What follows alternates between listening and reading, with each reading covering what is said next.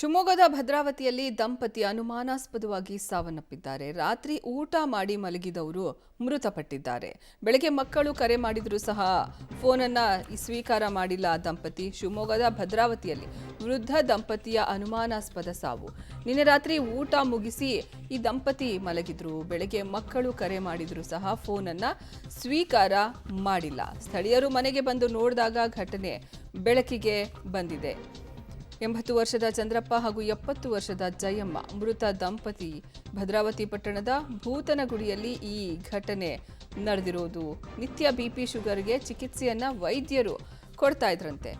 ನಿನ್ನೆಯೂ injection ಅನ್ನ ನೀಡಿ ಹೋಗಿದ್ರು ವೈದ್ಯರು. ಹೀಗಾಗಿ ವೈದ್ಯರ ಮೇಲೆಯೇ ಅನುಮಾನ ಮೂಡ್ತಾ ಇದೆ. ವೈದ್ಯರ ಮೇಲೆ ಅನುಮಾನ ಪಟ್ಟು ಅವರು UTR ಪ್ರಕರಣ ಸಹ ದಾಖಲಾಗಿದೆ ಸದ್ಯಕ್ಕೆ.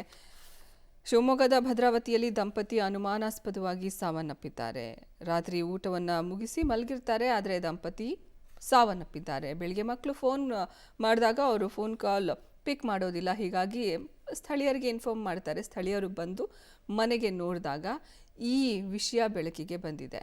80 ವರ್ಷದ ಚಂದ್ರಪ್ಪ ಹಾಗೂ 70 ವರ್ಷದ ಜಯಮ್ಮ ಅನ್ನೋರು ಮೃತಪಟ್ಟಿರೋದು. ಭದ್ರಾವತಿ ಪಟ್ಟಣದ ಭೂತನಗುಡಿಯಲ್ಲಿ ಘಟನೆಯಾಗಿದೆ.